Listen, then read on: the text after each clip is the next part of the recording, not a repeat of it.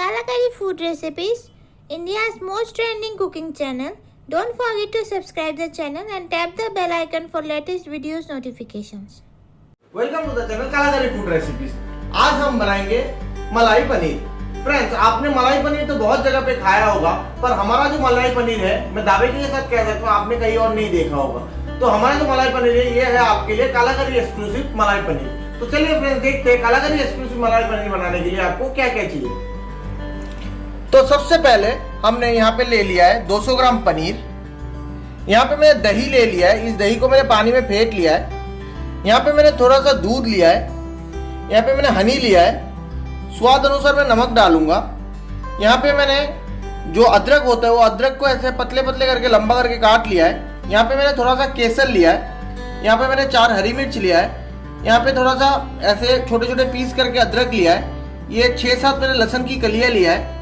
यहाँ पे मैंने साबुत जीरा लिया है। ये मैंने ब्लैक पेपर पाउडर लिया है। यहाँ पे मैंने एक रेड कलर की हरी मिर्च को रेड कलर की मिर्च को छोटे छोटे करके काट लिया है। यहाँ पे मैंने किशमिश लिया है। यहाँ पे मैंने थोड़ा सा काजू लिया है, जो काजू को मैंने ऐसे बीच में काट लिया है। मैंने यहाँ पे 3 लौंग लिया है, 4 इलायची, थोड़ी सी दालचीनी, थोड़ी सी काली मिर्च, साबुत काली मिर्च, 1 तेज पत्ता, और यहाँ पे भी काजू लिया है, पर वो काजू पूरा साबुत है, उसको मैंने काटा नहीं। और मैंने यहाँ पे ले लिया है 1.5 प्याज। तो फ्रेंड्स, चलिए बनाते हैं हम कालाकारी एक्सक्लूसिव मलाई पनीर। तो फ्रेंड्स, मैंने ग्रिल वाला तवा ले लिया है। उस पर मैंने थोड़ा सा ऑलिव ऑयल डाल दिया है, और इस ऑलिव ऑयल को इस ब्रश से मैं अच्छी तरीके से इसको स्प्रेड कर दूंगा। और मैंने जो पनीर लिया है, वो पनीर को मैं इसमें ग्रिल करूंगा। तो इस सारे पनीर को मैं इस पे डाल दूंगा, और इसको मैं आंच को आपको धीमी रखना है।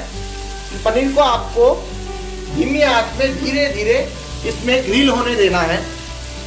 और इसी वक्त पे मैं पनीर के ऊपर थोड़ा सा जो आपका नमक है, वो नमक डाल लूंगा।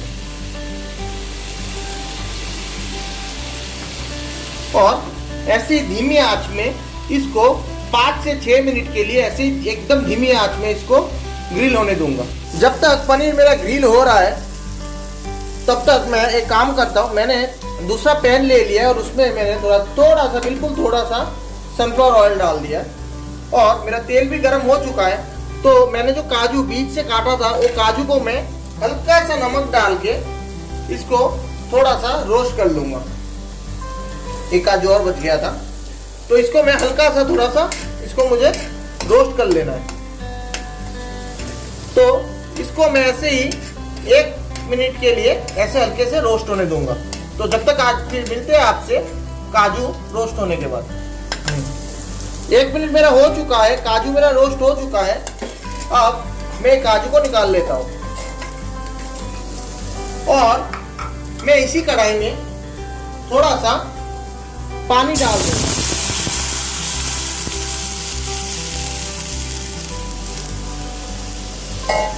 और इस पानी में हल्का सा मैं थोड़ा सा नमक डाल दूंगा।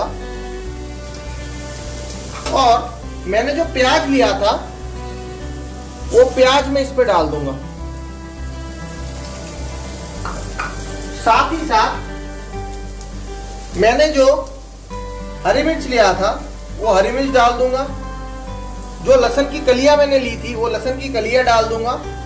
और जो अदरक के भी पीसेस मैंने मोटे करके काटा था, वो अदरक डाल दूंगा। और मैंने जो मेरा गरम मसाला लिया था, साबुत गरम मसाला, वो साबुत गरम मसाला भी डाल दूंगा। जैसे ये मैंने डाल दिया दालचीनी, ये मैंने काली मिर्च डाल दिया।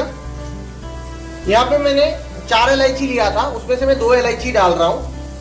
और जो मैंने 3 लौंग लिया था, वो लौंग डाल दूंगा। और इसको कम से कम आपका 15 से 20 मिनट के लिए इसको धीमी आंच में ऐसे ही प्याज को अच्छी तरीके से बॉयल होने दूंगा।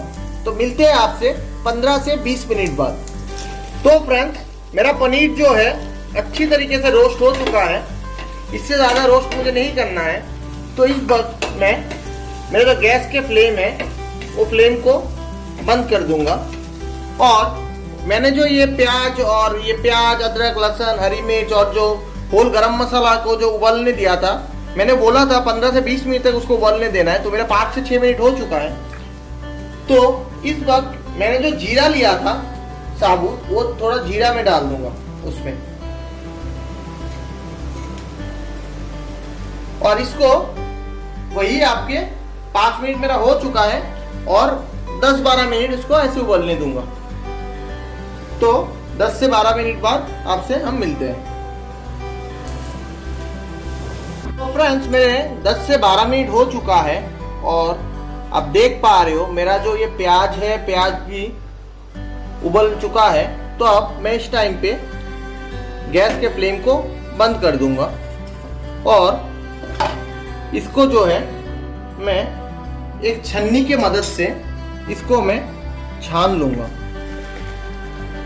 इससे क्या होगा, आपका जो प्याज का जो पानी का जो मीठापन है, वो मीठापन क्या है, वो ये पानी में निकल गया। ये पानी में आपका प्याज का मीठापन निकल गया, तो ये प्याज का मीठापन आपके जो है ग्रेवी में नहीं आएगा और हमें ये मीठापन चाहिए भी नहीं।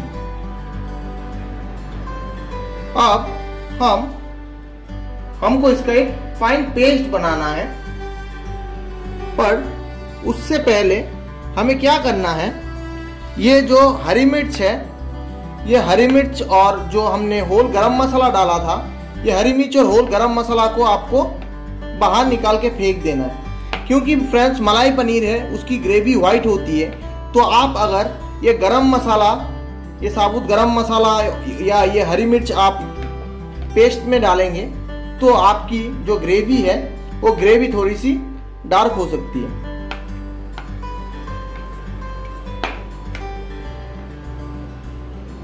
तो फ्रेंड्स मैंने सारे गरम मसाला जो है और हरी मिर्च जो निकाल लिया है, अब इसका मैं पेस्ट बनाऊंगा। तो इसकी वजह से मैं इसको एक ग्राइंडिंग जार में डाल लेता हूँ। तो मैंने सारा जो ये मेरा प्याज अदरक लहसुन और जो जीरा है, गरम मसाला और हरी मिर्च निकालने के बाद ये सारे जार में डाल दिया। और इस वक्त मैंने जो काजू, साबुत काजू लिया था, जिसको मैंने रोस्ट नहीं किया था, वो काजू को मैं ये जार में डाल लूँगा। और मैंने जो दही लिया था, इस दही को भी मैं इसमें डाल दूंगा।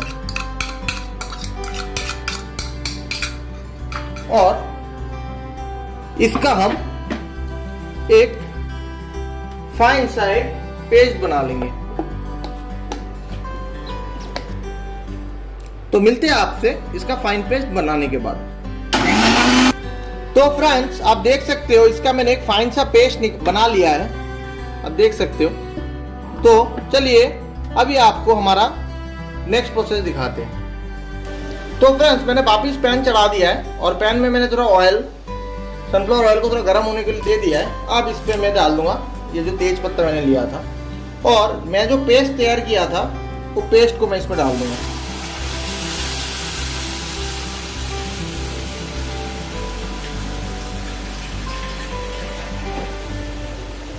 और मैंने इसमें से ये जो जार है ग्राइंडर का जिसपे मैंने पेस्ट बनाया था, उस पे मैंने हल्का सा पानी भी मिला के ये थोड़ा पानी भी डाल देता हूँ।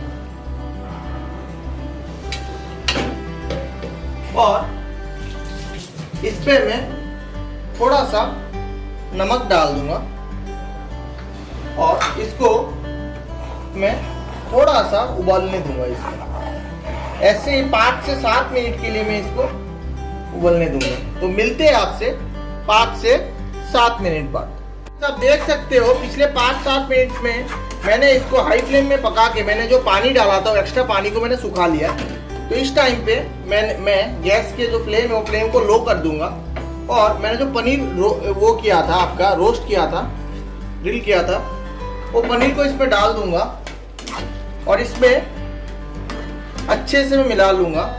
और मैंने जो दूध लिया था वो दूध को मैं फिर इसमें डाल दूंगा, जिससे आपकी ग्रेवी और थोड़ा सा सफेद बने। और इस टाइम पे मैं फिर गैस के चूल्हे को मीडियम से हाई के बीच में रखूंगा और इसको फिर अच्छे से मिला लूंगा। और मैंने जो हरी मिर्च जो हरी मिर्च मैंने उबाला था और जो मैंने निकाल लिया था, उस उबले हुए हरी मिर्च से मैंने 2 हरी मिर्च रख लिया था, वो 2 हरी मिर्च को मैं इस पर डाल दूंगा।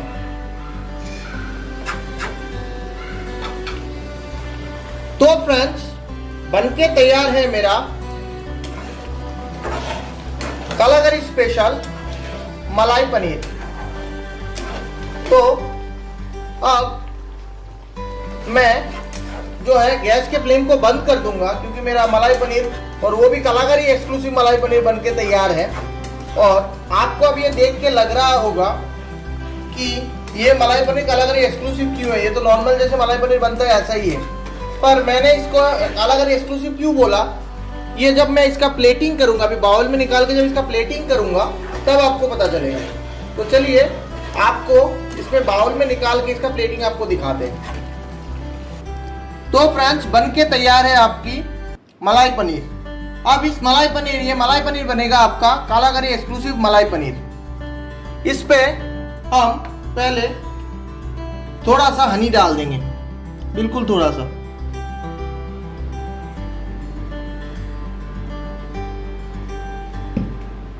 और फिर इस पे जाएगा ब्लैक पेपर पाउडर भी, और इस पे मैं थोड़ा सा ये जो मैं अदरक पीस करके रखा तो अदरक डाल दूंगा, ये किशमिश डाल दूंगा,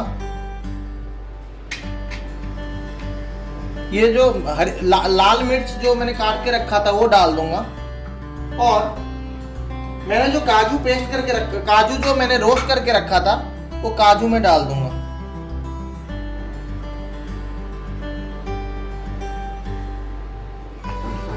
और थोड़ा सा मैं इस पे केसर जो है वो केसर डाल दूंगा थोड़ा सा।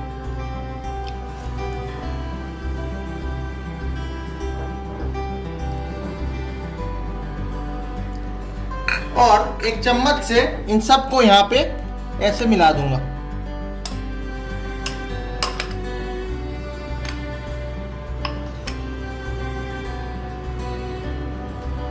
तो फ्रेंड्स, मैंने सब कुछ डाल दिया, ये 2-3 की किशमिश और बच गया था वो भी डाल देता हूं, और थोड़ा सा शहद और डाल देता हूं। तो बनके तैयार है आपका कालागरी एक्सक्लूसिव मलाई पनीर। आप इसको घर पे जरूर ट्राई कीजिएगा। ये आपके पराठे के साथ, नान के साथ बहुत बढ़िया लगेगा।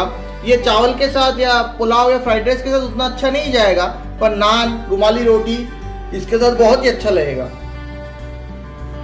तो फ्रेंड्स, कैसा लगा आपको ये कालागरी एक्सक्लूसिव मलाई पनीर?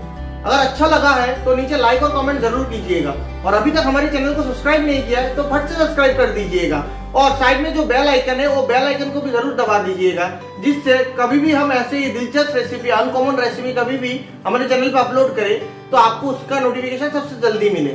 Thank you.